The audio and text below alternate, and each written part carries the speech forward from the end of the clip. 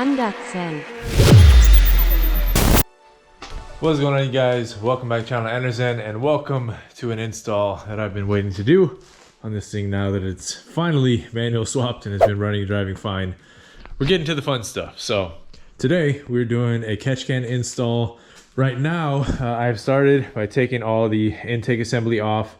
Totally got my wrist all sore from getting the Y pipe off because I could not remember the trick. Well, actually, it wasn't even about remembering. It was different than the M156. On the M156, it was easy. Plenty of room to go in there and scoop it out. The little tabs that are on the side. But man, on the C63, it was quite the tight fit to get your hand back there to get the clips unlatched. But my end strategy that ended up working was digging my way as tightly as I could through kind of by the wiring loom, getting the driver's side first and then getting the other side. The passenger side was so tight up against the PCV that it just had like no wiggle room, or not enough, it felt like, to get past that. So anyways, I've got the line I'm going to use. I've got a combination. Actually, this is leftover from the M163, and this is another 5 feet that I bought just off Amazon. So it is 3/4 inch hose that you can use. It's fuel rated stuff.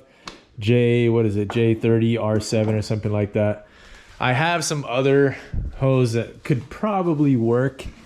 This is like a coolant rated hose that's rated for, I think, a little bit of oil, kind of vapor or whatever. So it probably could work. I don't know. We'll see, I guess, once we get in there. This is a Gates safety stripe coolant hose that I bought as kind of a backup just in case. But like I said, we'll see once we get in there. So anyways, to do the catch can, we're going to remove the stock PCV and then just reuse that as our fittings. Basically, I did the same thing on the M163. I'm going to heat up the plastic hose that connects both the actual little vacuum and then the one that goes below to the engine block. We're going to get those and just modify them to work to make our catch can out of. So yeah, let's just get into it and I'll show you guys what I do as I go. All right, you guys, only OGs of the channel will know the level of vindication I feel right now. This bolt last time caused me the biggest headache when doing the catch can on the ML63 because it snapped clean off. And this one, let me tell you, was trying to do the same exact thing. I had to work it back and forth, back and forth, back and forth, WD-40, heat the bolt up just to make sure that I didn't end up snapping it. It was definitely getting caught. I'm sure the magnesium is a little bit corroded in there. This does seem like a stainless bolt, but I will definitely be replacing it. It still looks okay, but you never know. I'm not going to risk it, so I'm going to put a new bolt in there once I have everything situated. But yeah, that is out. It's a T30 for those that don't know.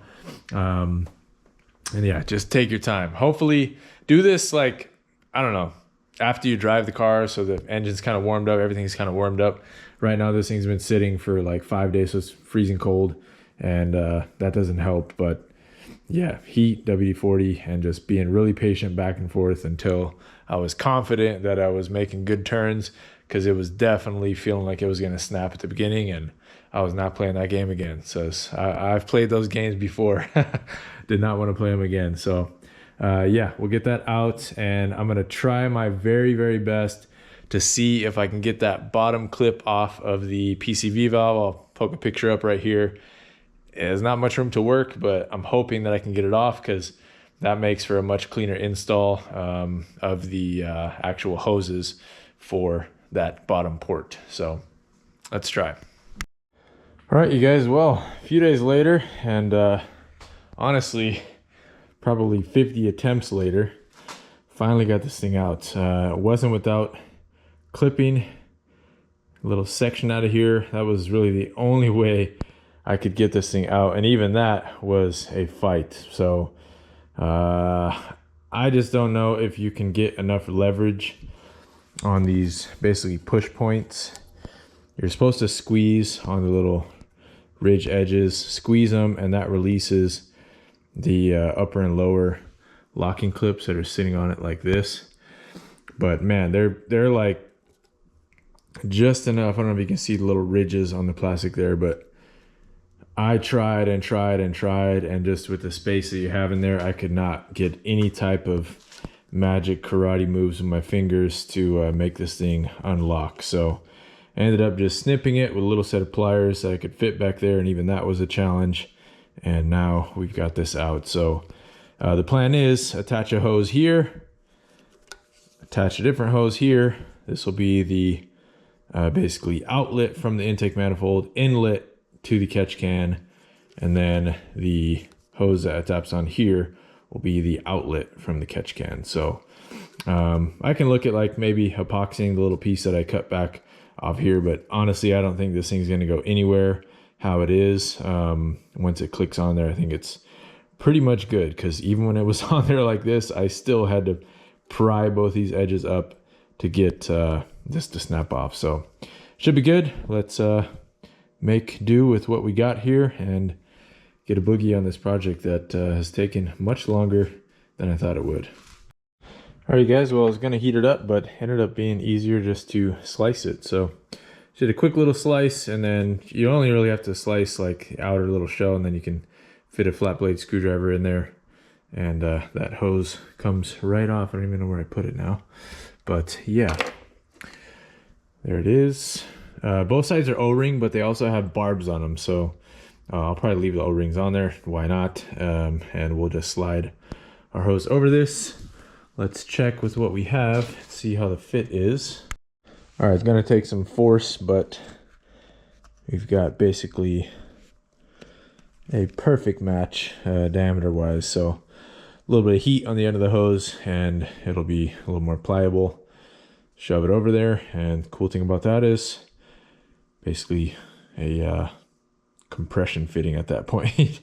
Not going to come off, so won't have to use hose clamps or anything like that. So I think I'll use this hose on this side. It's a little more flexible than this stuff. This is a much more straight shot, so hopefully we'll have enough length to use this.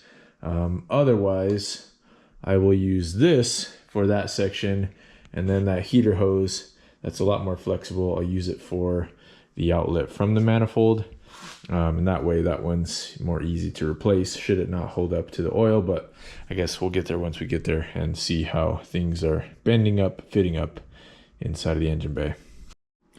All right, and there it is, guys. Got one side fitted up, heated up the hose, slid it on nice and easy, and that thing is not going anywhere. So put this in the engine bay. Luckily this is the leftover hose from the M156 project, and got plenty of length on there to reach up to where we're going to put the catch can. All right, you guys, well, outlet from the manifold fitting is going in. This is what I came up with. This is just basically an old piece of hose. All right, you guys, well, battery died, but I think you saw right there that last little clip of the kind of 90-degree setup that I built. It is now plugged on and plugged into our PCV, or what do you want to call that little vacuum thing that sticks out of the manifold. It is all bolted in. Used a new bolt and put a little anti-seize on it. I recommend you do the same. These magnesium intake manifolds definitely corrode, especially for those like bolt hole locations like these where the fuel rail sticks in and all that type of stuff. I've seen them corrode out and split, so little anti-seize won't hurt. But anyways, we're on to the point now where hoses are routed. Everything's pretty much good. All the hard part is done. Last little bit we need to do is build a bracket to hold our catch can, and this is what I'm using, just a cheap like $30 catch can. I put thread sealant last night on the barbs. We're gonna put a piece of hose on this so it's a proper size for the inner diameter of the 3/4 hose. And then this one, for some reason, is supposed to have a dipstick, but it didn't come with it. So I've had this thing forever. It's been sitting in a box. So I just plugged it up with a screw that was the same thread pitch. So don't need the dipstick. I can just zip off the bottom when I'm actually trying to see what's in there. But on the M156s, at least on my M163, they actually do collect quite a bit. The catch can does quite a bit. On the M113s, not as much, like a little bit here and there.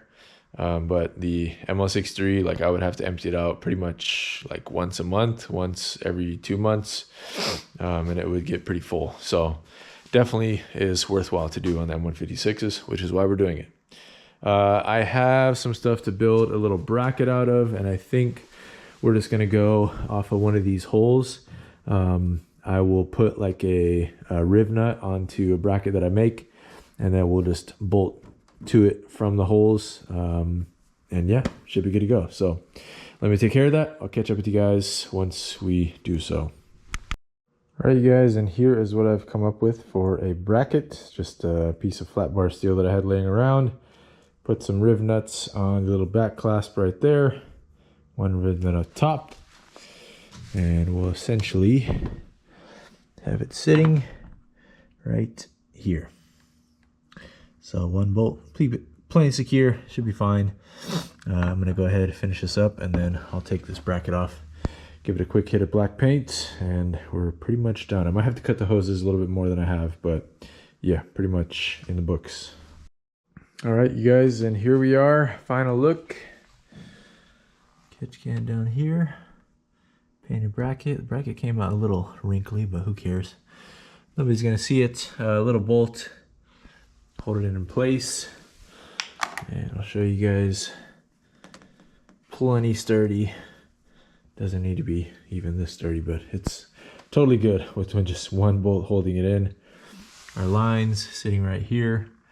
I thought about, I don't know, maybe securing them somehow up against right here, but they'll be fine. This is how I ran it on the M163 too, just kind of sitting against a little tray for kind of where the lines run for the coil packs. But yeah, that is it for our catch can install. Fairly straightforward, just time consuming because it's tight space working with your hands back there.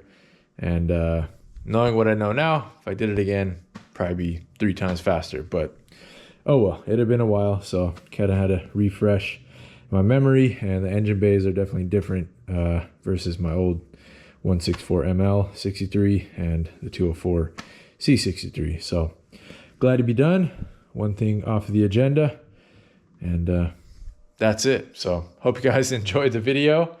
I will update you guys just how it does over time. And if you have any questions, feel free, let me know. Thank you guys for watching. Catch you on the next one. Peace. Andersen.